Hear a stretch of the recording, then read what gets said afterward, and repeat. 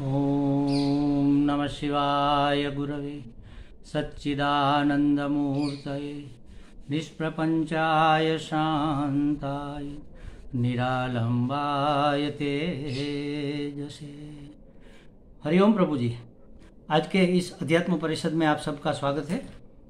आज का प्रश्न जबलपुर मध्य प्रदेश से मनोहर गाजरा जी का है। उन्होंने लिखा है कि सबको अलविदा करके बैठो, इसे कैसे समझे। सबको अलविदा करके बैठो, इसे कैसे समझे। देखो, यहाँ सब का अर्थ क्या है।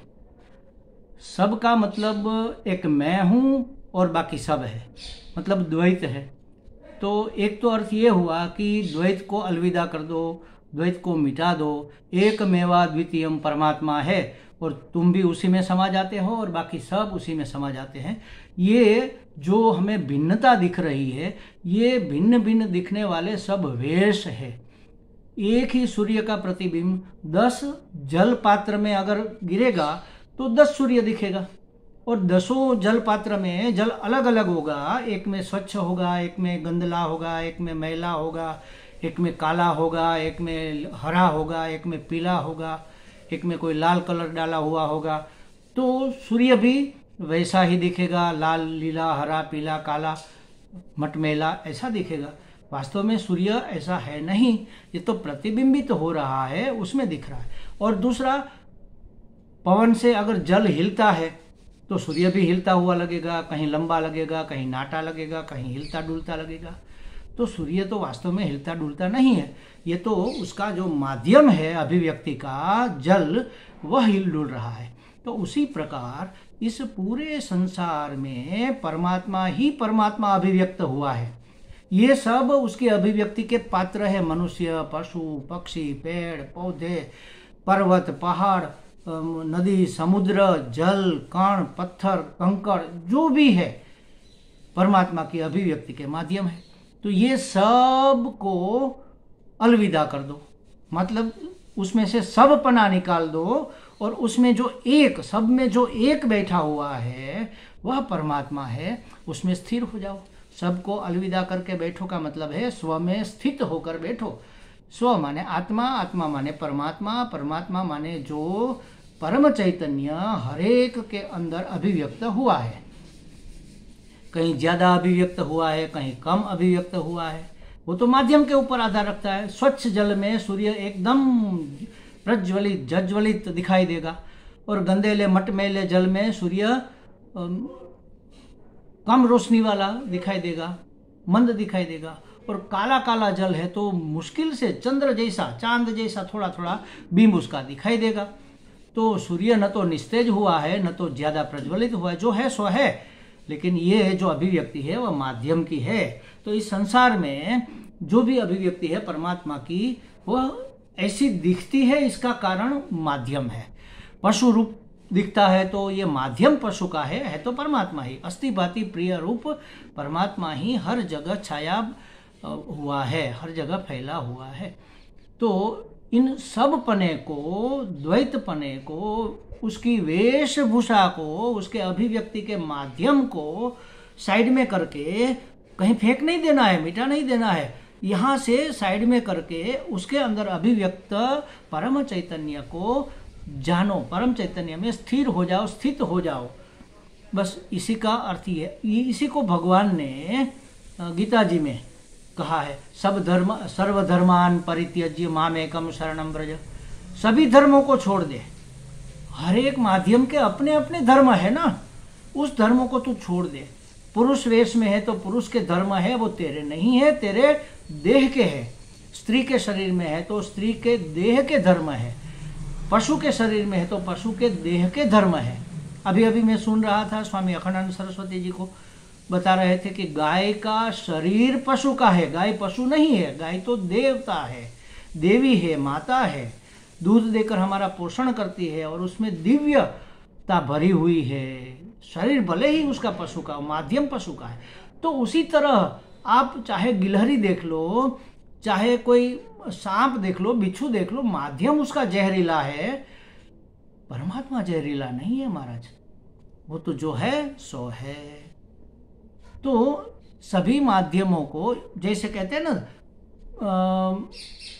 मान लो कि a बराबर 35 और b बराबर 25, तो a में से b को माइनस करेंगे तो कितना बचेगा, तो हम कहेंगे 10 बचेंगे। अब दूसरे दिन पूछा कि a बराबर 50 और b बराबर 45 और a में से b निकालो तो कितना बचेगा, तो हम कहेंगे कि नहीं महाराज आप गलती कर रहे हो, कल आपने बताया था a बराबर 35 है। ये तो मान लेने की बात है ना, कल माना था 35, आज मान लो 50।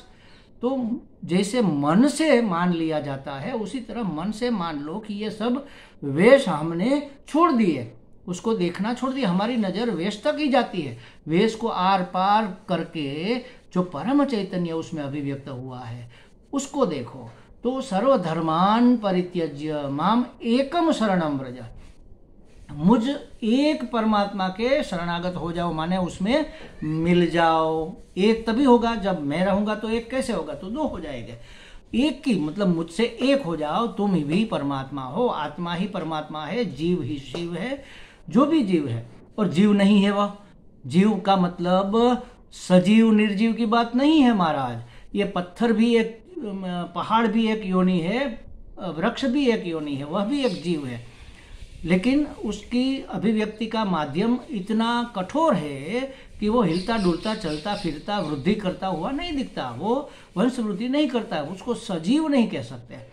तो वो प्राणन क्रिया करता भी होगा, लेकिन हमारी इंद्रियों में इतनी सामर्थ्य नहीं है कि हम उसकी अभिव्यक्ति को देख सकें। सब पूरी सृष्टि, जीव माने पूरी सृष्टि ही समझ लो, एक हो जाओ उससे। सर्वधर्मान परित्यज्य, सबके धर्म तुम जहां भी हो, जो भी हो, पुरुष हो, स्त्री हो, बच्चे हो, पशु हो, पक्षी हो, अपने धर्मों को एक और रख दो और तुम वास्तव में क्या हो इसको जानो, इसको समझो और इसमें स्थिर हो जाओ। मुक्ति का इससे सरल उपाय, मोक्ष का इससे और कोई सरल उपाय हो नहीं सकता महाराज। ये तो परम वाक्य है, महावाक्य है। सबका त्याग करके अपने आप में बैठ जाओ, माने कि सबको अलविदा करके बैठो। बैठना है, बैठे हैं, संसार में ही है, कहीं भाग नहीं जाना है, लेकिन सबको अलविदा कर दिया। अलविदा कर दिया फिर वह मेरे से कुछ संबंध नहीं रखता, तो इस शरीर को भी अलविदा कर दो, माने कि इसको मिटा नहीं देना है, दिमाग से इसको निकाल दो कि मैं शरीर हूँ, इससे अपना संबंध तोड़ दो, संबंध विच्छेद कर दो। ये रामसुखदास जी का शब्द है, संबंध विच्छेद कर दो, ऐसा कहते थे। व्यक्ति वस्तु पदार्थ के रूप में रहे हुए इस प्रपंचात्मक संसार को, संसार से अपना संबंध, अपना माने आत्मा का, मेरा, मैं का संबंध विच्छेद कर दो, तो अपने आप में तुम तो हो ही, तुम्हें कहीं जाना आना नहीं है, कहीं से प्राप्त करना है, तुम तो हो ही, परमात्मा ही हो, आत्मा ही हो, चैतन्य हो, परम चैतन्य हो। अभिव्यक्ति का माध्यम तुम्हें गंदा मटमेला कर नहीं सकता। दिखता है, दिखता है वह होता है, ऐसा कोई नियम नहीं है। आसमान ब्लू दिखता है तो ब्लू थोड़े ही है, क्षितिज हमें दिखती है तो वहाँ आसमान और जमीन मिल रहे होते हैं, तो क्या वहाँ पर वास्तव में उसका मिलन होता है? नहीं होता है। दिखता है सो होता है, ऐसा जरूरी नहीं है।